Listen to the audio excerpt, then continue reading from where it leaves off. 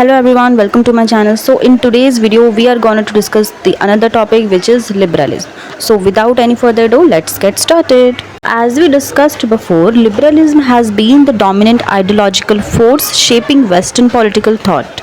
Indeed, some portray liberalism as the ideology of the industrialized West and identify it with Western civilization itself. Liberal ideas and theories had a considerable impact on the discipline of international relations, as it took shape following World War I, although they drew on a much older tradition of so-called idealists. Okay, theorizing which dates back via Kant's belief in the possibility of universal and perpetual peace to the Middle Ages and the ideas of early just war thinkers such as Thomas Aquinas. Marginalized during the early post-1945 period due to the failure of the liberal-inspired Versailles settlement and the ascendancy of realist thought. So liberal ideas nevertheless attracted growing attention from the 1970s onwards, often in the form of so-called Neoliberalism. This largely stripped liberalism of its idealist trappings. So the end of the Cold War, sometimes seen as the liberal movement in the world affairs, the growing impact of globalization and a new wave of democratization in the 1990s, each gave liberal theory additional impetus. So the central theme of liberalism in all its forms is the notion of harmony or balance amongst competing interests. Individual groups and for that matter states may pursue self-interest, but a natural equilibrium will tend to assert itself. So as a deeper level, competing interests complement one another. Conflict is never irreconcilable, just as from a liberal perspective, natural or unregulated equilibrium tends to emerge in economic life. So a balance of interest tends to develop amongst the states of the world, disposing liberals to believe in the possibility of peace and cooperation. Nevertheless, it is important to note that the liberal paradigm is not clearly distinct from realism, as both of them share certain mainstream assumptions about how international politics works.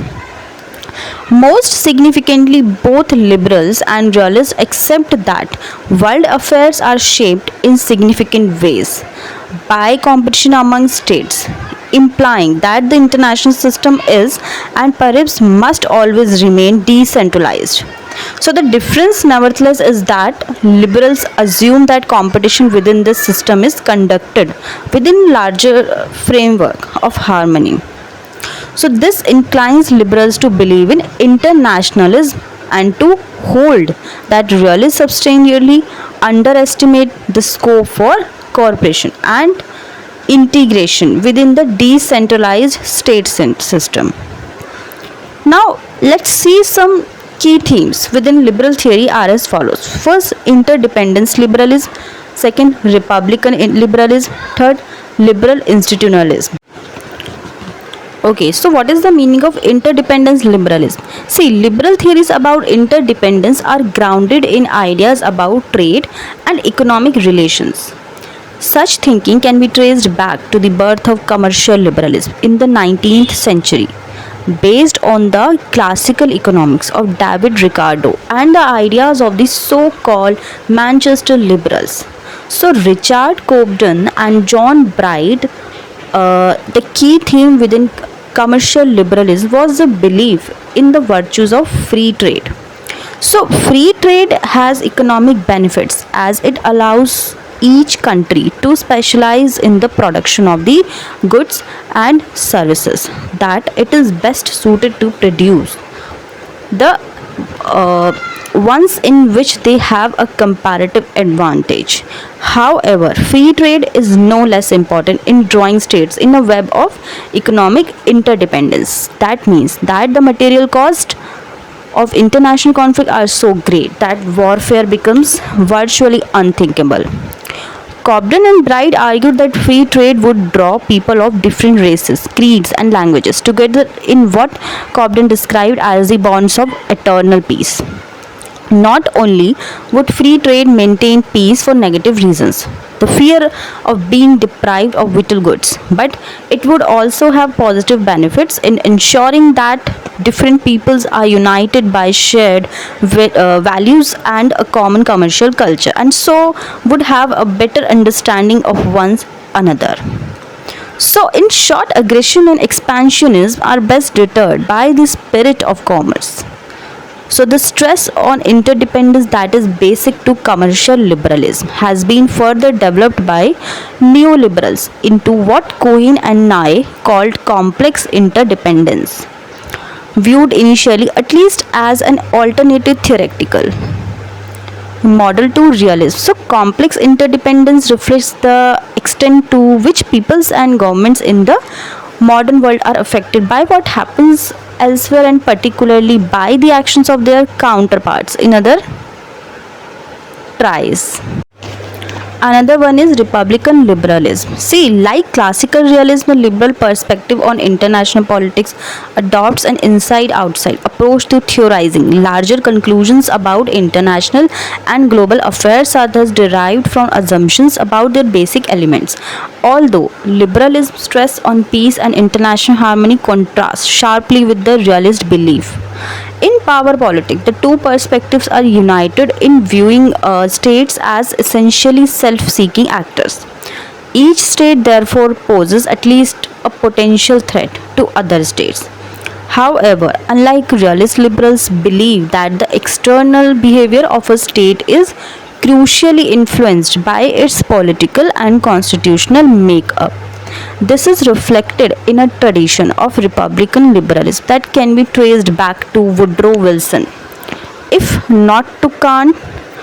While autocratic or authoritarian states are seen to be inherently militaristic and aggressive, so democratic states are viewed as naturally peaceful, especially in their dealings with other democratic states.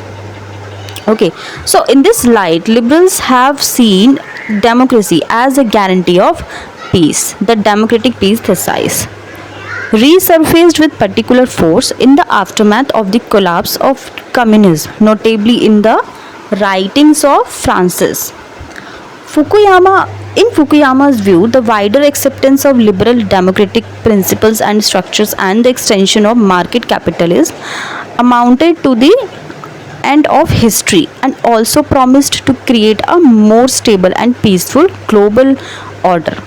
So, liberals have claimed empirical as well as theoretical support for such beliefs, especially in the fact that there has never been a war between two democratic nation states, even though wars have continued to take place between democracies and other states, right?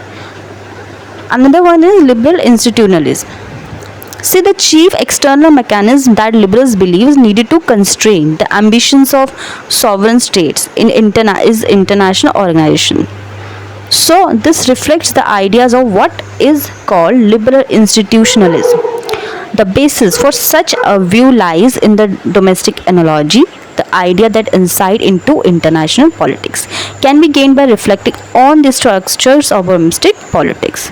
Taking particular account of social contract theory as developed by thinkers such as Hobbes and John Locke, this highlights the fact that only the construction of a sovereign power can safeguard citizens from the chaos and barbarity of the state of nature.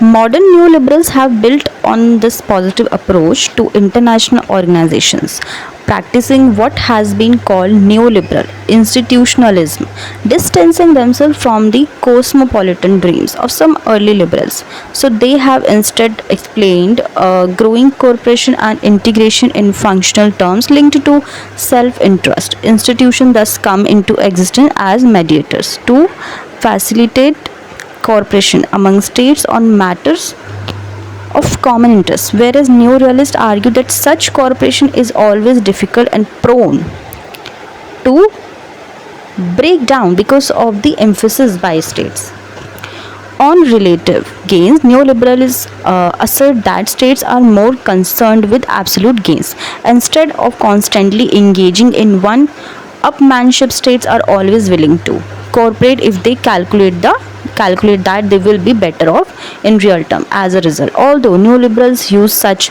arguments to explain the origins and development of formal institutions ranging from the World Trade Organization WTO and the IMF International Monetary Fund to regional economic blocs such as the European Union. They also draw attention to more informal institutions. In this, they embrace what has been called new institutionalism, which defines institutions not so much as established and formal bodies, but more broadly as sets of norms, rules, and standard operating procedures that are internalized by those who work within them. This explains the stress within neoliberal theory on the role of international regimes. Okay. Now let's see some critical perspective. See, critical theories are thus emancipatory theory. They are dedicated to overthrowing oppression and thus consciously align themselves with the interest of exploited groups. Being politically engaged, it is sometimes difficult to reconcile critical theories with the tradition of dispassionate scholarship. Although critical theories would argue that this highlights the limitations of the latter rather than of the former. The key critical perspective on global politics are as follows. First, Marxist, neo-Marxist and critical theory. Second, social constructivism. Another one is post-structuralism. Then feminist, green politics, post-colonialism. So Marxist, neo-Marxist and critical theory. We had already discussed about all of the above. Marxism had traditionally been viewed as the principal critical or radical alternative to mainstream realist and liberal thinking, although its impact on academic theorizing was always limited. However, Marxism is a very broad field which encompasses as far as international theory is concerned two contrasting tendencies. The first of these gives primary attention to economic analysis and is mainly concerned with exposing capitalism as a system of class operation that operates on national and international levels. This applies to classical Marxism and to most forms of neo-Marxism. The second tendency places greater emphasis on the ideological and cultural dimension of operation and has come to embrace a post-positivist and therefore post-Marxist mode of theorizing. Okay, now from classical Marxism to neo-Marxism. The core Marxism is a philosophy of history that outlines why capitalism is doomed and why socialism and eventually communism are destined to replace it.